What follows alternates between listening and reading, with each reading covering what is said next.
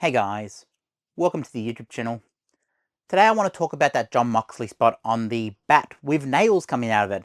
So on AEW this week, there was a match between Jon Moxley, the former Dean Ambrose, and Cope, the former Edge.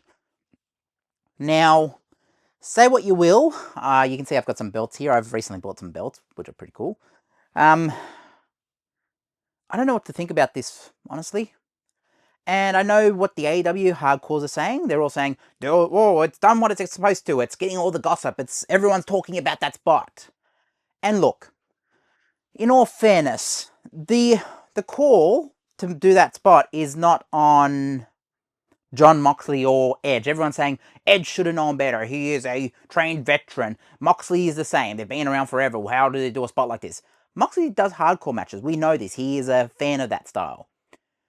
Edge, Adam Copeland, Cope, whatever he wants to call himself now, he has been around long enough to where he could have some influence in that. But also, Moxley wanted to do that, and Moxley wasn't dropping him on there. Edge was dropping Moxley onto that bat. So it's kind of like, of course he's going to say, okay, if you want to do that, I will do it. But at the end of the day, Tony Khan should have really shut that down. And here's why. This is the thing everyone's talking about.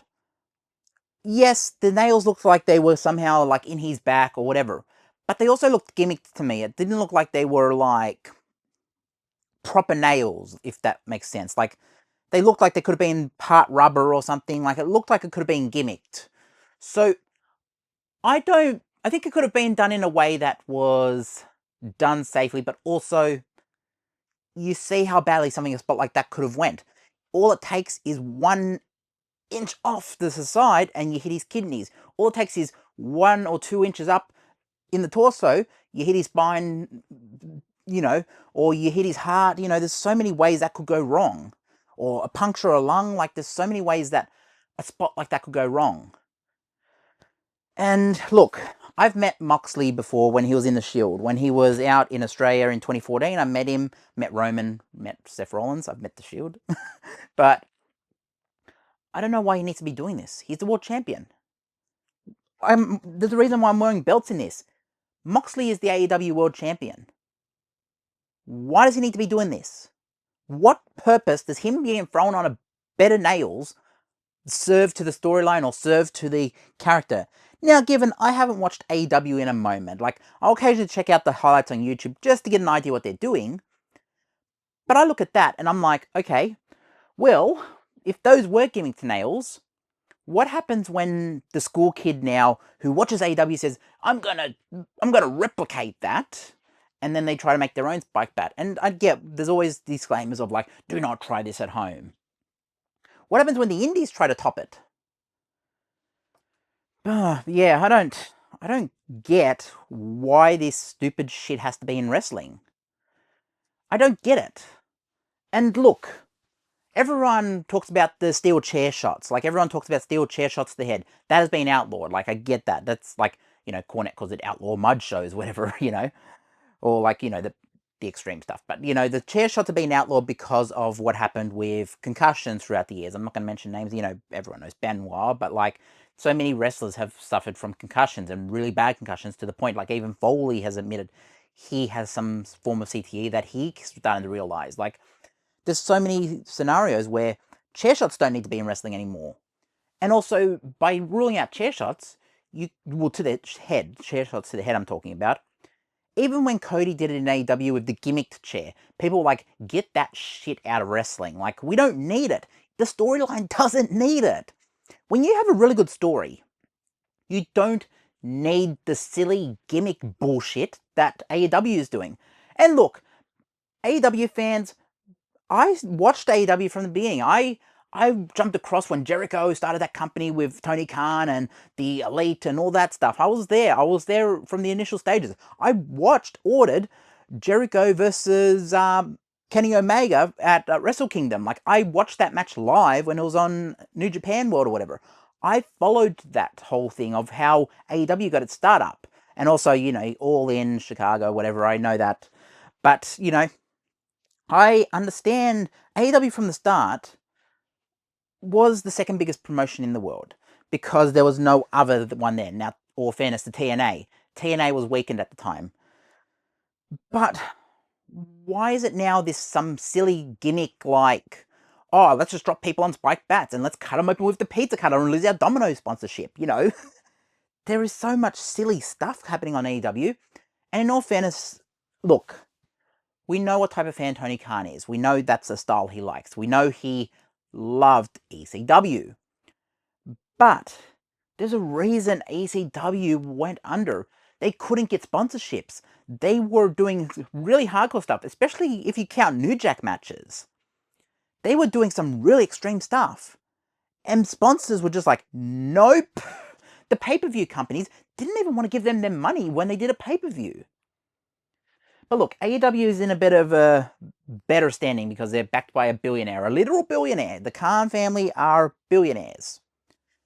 But I don't get why they need to do this stupid mud show stuff, you know, as Cornette calls it. I don't get why they need to drop Moxley on a bat. Even if it is gimmicked, it looked gimmicked to me. I know people are going to say, oh, but you're just a WWE mark. You're wearing a WWF Winged Eagle belt. Oh, not Winged Eagle, what's it called? Big Eagle belt. You're just a WWE mark. You wouldn't understand it.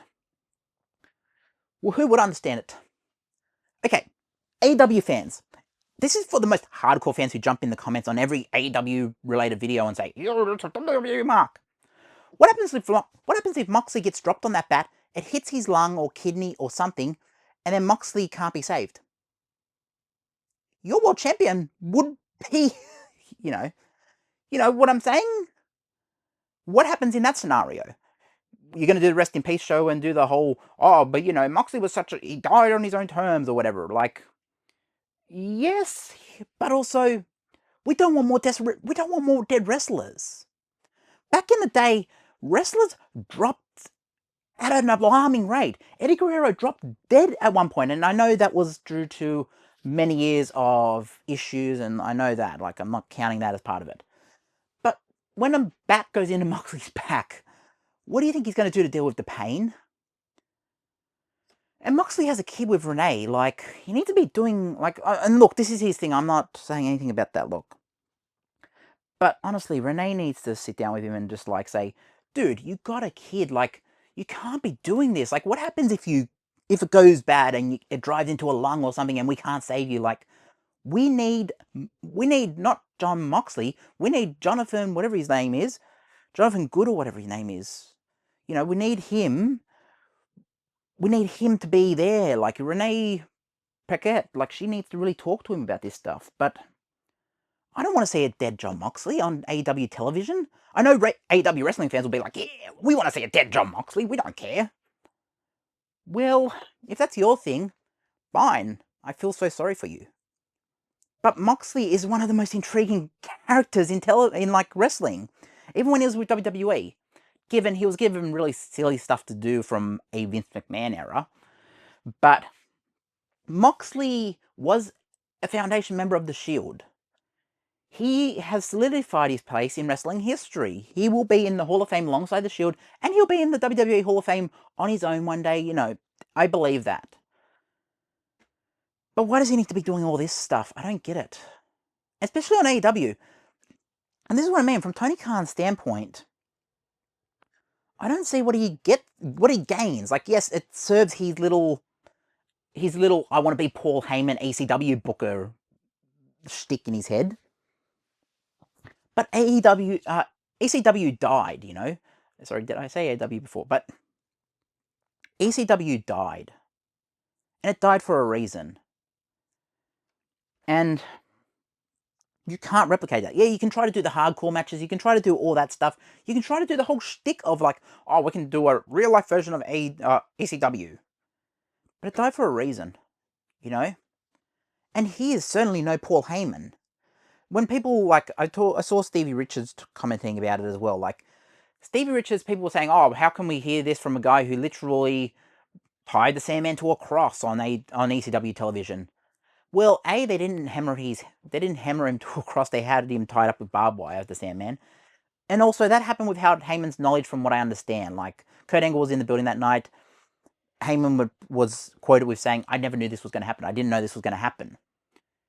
But then, Raven had to go out the next week and apologize, But also, look, Moxley and Edge don't need to be doing this stupid stuff. They have enough of a reputation with wrestling fans to where they don't need to be doing hardcore shit. And yeah, it's good to have a hardcore match every now and again. Have a blood feud and be like, okay, it's only going to culminate in a Hell in a Cell type environment. I don't know what the equivalent is to AEW, but it's only going to culminate in the cage, or, it's only going to culminate in, it's only going to happen in a hardcore match and anything goes, false count anywhere, something. But when it's on Dynamite, and I know the social media views are almost at 1 million. I saw the YouTube thing for that segment, and I'm sure it's got millions of views across all the social media as well.